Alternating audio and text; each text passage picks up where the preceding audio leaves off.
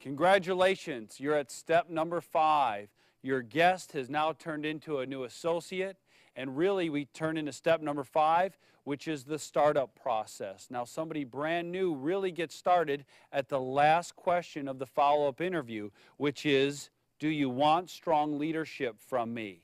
And that a strong leader leaves nothing to chance. They'll tell you everything you need to do from A to Z so that you have the possibility of the greatest amount of success in the shortest period of time. Or would you like weak leadership where I just pretty much let you go and wing it and figure this thing out for yourself? Which one would you like? Now, where do you think they're going to go? What answer do you think they're going to give you? They're going to say, I'd like strong leadership. Tell me what I need to do next. And now you've been given the permission to tell them what to do next. And now you move into the last 4 filters of our 8 speed filters, which happen to be their next few steps. The next step that they need to do is create a business plan, to put it in writing. Then they need to complete their financial strategy. Then they need to complete their top 25 target market list. And then number 4, they need to sign up and register for our ASAP training program and be prepared to go out and do field recruiting with their trainer. These are the next steps in the fast start process. Now, there's an exact way to do this that works really well. I've found for myself and for many people that in step number 5, it's very important right then and there, while you're in their presence, you have them the most excited to get the process going in helping them create and develop their business plan. You ask them what are some of their goals that they have. You go back to the follow-up interview where there was a question on their goals. Now, what goals are the most important to you in the shortest period of time? How serious are you about these goals? And you help really get their goals. 2 things are going to happen as you get their goals. One, what's going to happen is you're going to get to know them a lot better and build rapport in a relationship. Secondly, you're going to get to learn their hot button. And as you know somebody's hot button, you also now know how to motivate them. So as you get their goals and you get them in writing, now you get to actually go on and discuss with them creating and development of their business plan. As you're going to see, there's a chart that you can follow in creating somebody's business plan. There's a couple different options within our business format system manual, and as you go through these steps, you're going to look, there's a certain amount of promotion guidelines and standards and when they want to get them and how many nights and evenings they're willing to commit and how many hours a night are they willing to commit. How many people are they going to need to talk to? That's all discussed in the development of their business plan, but you're going to actually help them do that. You're also going to set a time within the next 72 hours to go to their home in the evening and do their financial strategy with their spouse present if they're married. Folks, the reason you need to do this within 72 hours is that they're still very interested. The longer time you let elapse before you sit down with them and do their financial strategy, the more they're going to experience that scenario of disaster. That's exactly why you need to get back into their home as soon as possible. If you can do it within 24 hours, that would be the best, but you need to do it within 72. On that appointment, you're going to go to their home, sit down with them, and help complete their entire financial strategy, which is going to do 2 things. Number 1, you're going to help them get their financial house in order. Number 2, you're going to build rapport with them again and give them confidence to want to go tell other people that this is a credible company, that they bring value to people's lives.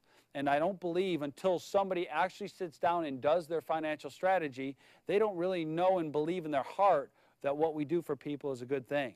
Once you get your financial strategy done and everything set, then people are going to be very much willing to make their target top 25 list. And in the development of that list, that's where you're going to go to work and start prospecting. The fast start with somebody new really is getting penetration into their warm marketplace. You're going to help develop a target market for them that's probably some of their closest friends, the people that they know that are centers of influence, family members, people that they want to bring this out to immediately, either from a business perspective or from a product perspective. Now, you can't go out and even help that new person under the product perspective unless they've qualified and registered online for our Associate Startup and Acceleration Program. And there is a tab within WFG Online where they can go and register for that, and there's a short course that they need to take to be qualified to even sit and follow scripts and observe appointments. I'm not getting into that at this part of the presentation, but understand that part of the fast start is penetrating that warm market and contacting these people. There's some golden rules you're going to need to know as you start somebody new up. A recruit is not a recruit until they have a recruit. A lot of people are so excited because somebody new has joined them in the business. The way I look at it is that person is dying out of the business from the minute they sign their membership agreement all the way up until the time when you get somebody new in the business as part of their organization. That solidifies them. They've got something to lose now, so they're more locked in at that point. But a recruit is not a recruit until they have a recruit, and a leg is not a leg until it's 4 deep. So as you start to understand the golden rules, you also understand why it's important to quickly get out into their warm market. The mistakes a lot of new people make is they tell their new person to go bring 3 guests to the new meeting. That's like telling your brand new baby at home to go change their own diapers and feed themselves. You wouldn't do that, would you? Don't tell your new associate to go and do the most challenging part of this business. You as a leader are supposed to help control their point of contact, which means you are supposed to help find the top prospects on that list and call them to set up an appointment to go over what we do as a company with them. So that's completing their top 25 list. And last but not least, you are actually going out there and starting to go into the field and run some appointments with and for that new person. As you run appointments with and for that new person, what you're going to do is build confidence in them. They're going to watch you run appointments for them, and what that's going to do is they're going to watch you and they're going to see you handle the objections the same way time and time again. Give the same stock presentation over and over again, and that's going to build confidence in them. And they're going to say, I could do that. And that's exactly what you want your new associate to believe, is that they could do what you're doing. And in that process, you're also going to set parameters of your expectations for your new people. I believe that people need to know what their next steps are at all times. Brand new people need to know that we expect them to get licensed in a short period of time, that we expect them to complete their financial strategy, that we expect them to be registered, not only for our next big convention, but also committed to a minimum attendance for our weekly presentations and corporate overviews. We also want them to be on VoiceCom, which is our communication system for our entire organization. We also want to let them know that they need to understand and believe in all of our exchange principles. And we've got different exchange principles in this business, and I'm going to go over them very briefly now. At first, there's the personal sale exchange. That's when somebody new gets into the business. If you believe in what goes around comes around, you'll understand the philosophy of the exchange principles. When you're brand new and you get into the business, you're supposed to let the person who has introduced you to the business, or the first licensed person in that organization, be your agent on your financial services business. Not wait until you get licensed to do your own. Let somebody else help you and show you how it works. Once you become licensed, you then have the right to go and help all your new people that you introduce to the company with their finances. Secondly, there's the promotion level exchanges. The promotion level exchanges are, everybody starts as an associate, and they have to climb that ladder just like everybody else does. And you start at a position with great opportunity ahead of you, but you've got to climb that ladder. So that's an exchange. Another exchange is the ASAP training exchange. Instead of waiting until you're fully licensed to go out and experience what the presentations look like and what a client interaction looks like, get started on it right away. And then as soon as you become licensed, you will become an ASAP trainer, hopefully in a short period of time, and be able to go train new people. That's an exchange principle. And then there's also the builder's exchange, one of the greatest exchanges, I believe, in my mind. Somebody's going to help you build your organization. They're going to spend many hours, many evenings running appointments for you while you're at your job, in your cubicle, somewhere else. At some point at which you're going to get promoted to marketing director, the promoting marketing director gets to choose one of the legs, probably that they built in the first place, and that leg's going to remain in their base shop as you become a marketing director. I think it's so important to understand that you give up one exchange leg as you go to marketing director to your promoting marketing director.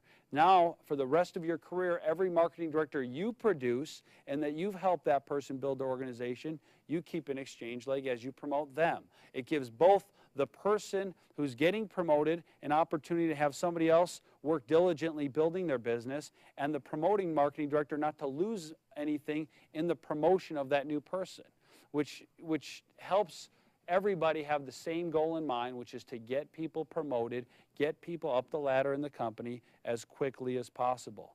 Folks, the fast start is going to be the differential between building a quick business, a large business, and having great success, and struggling every single time getting started. The question is, are you fast starting your new people? You need to get people off to a fast start.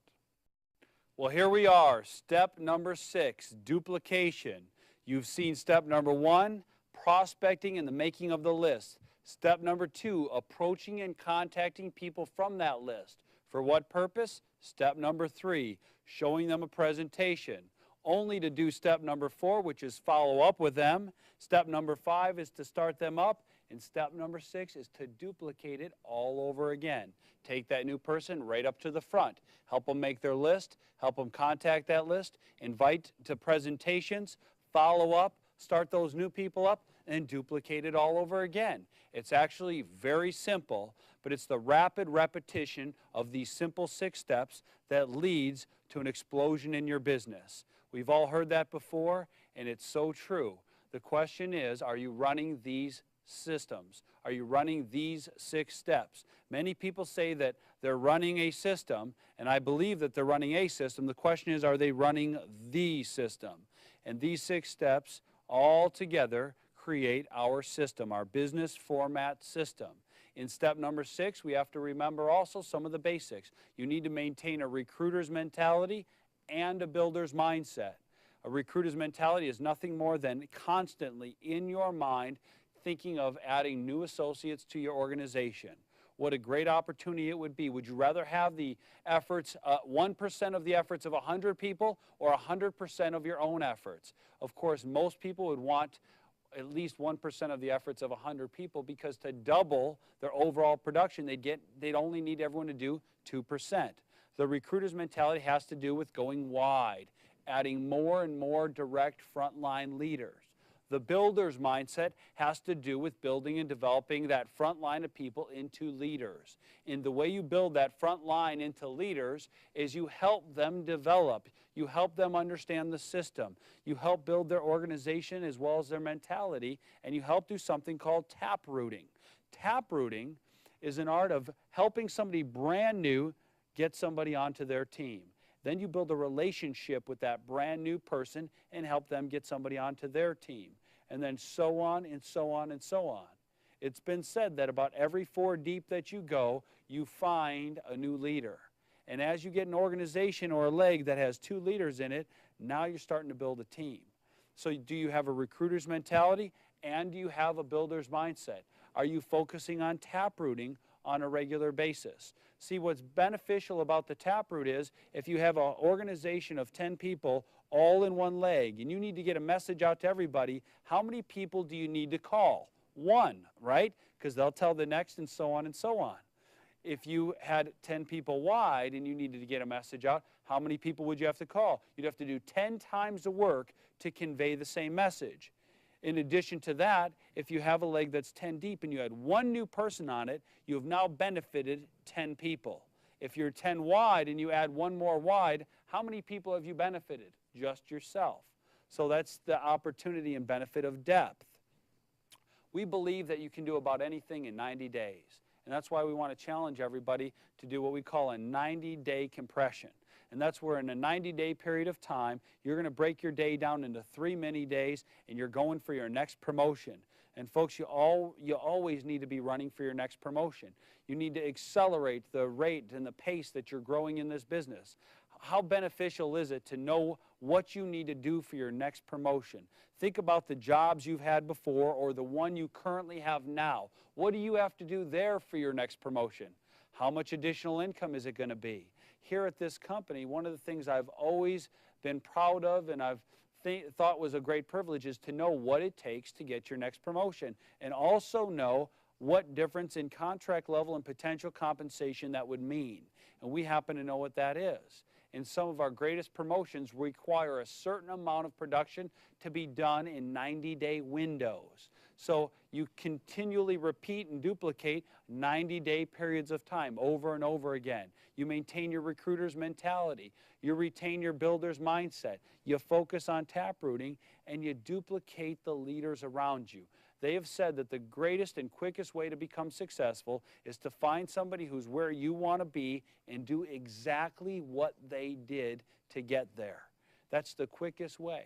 And I believe, folks, that as you're duplicating, you want to not only duplicate what your leadership is doing, but also the way that they're thinking. And to duplicate the way that they think, you need to read the books that they read. You need to attend the seminars that they attend.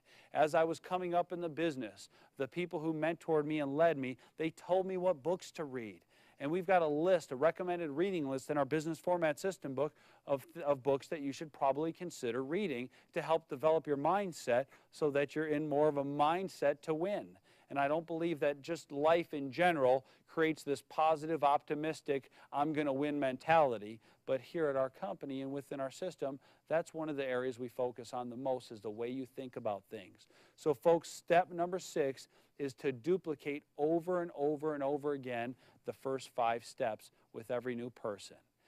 Can you stay consistent? Can you not get bored of the basics?